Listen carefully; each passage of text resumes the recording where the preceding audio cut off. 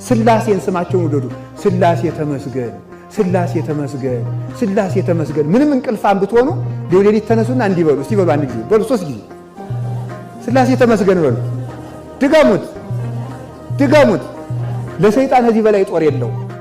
ቀኑን ሙሉ ዝም ብላችሁ ስላሴ ተመስገን በሉ።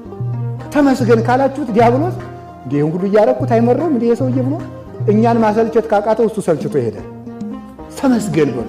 እንደው እግዚአብሔር የእናት አማላጅ ስለሰጠን፣ ስጋውን ደግሞ ስለሰጠን፣ መልኩን ስለሰጠን፣ የሰማይ በር ስለከፈተልን፣ በንስሐ ስለሳበን፣ አንድ ልጁን ስለሰጠን ስላሴ ተመስገን በሉ በሉ። ስላሴ ተመስገን በሉ። ስላሴ ተመስገን በሉ።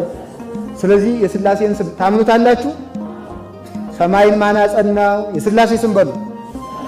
ምድርን ማን አጸናት? መላእክትን ማን አጸናቸው? ፍጥረታትን ማን አጸናቸው? ለሁሉ ነገራችሁ የስላሴን ስም ተጠቀሙ። ስታነቡን በስመ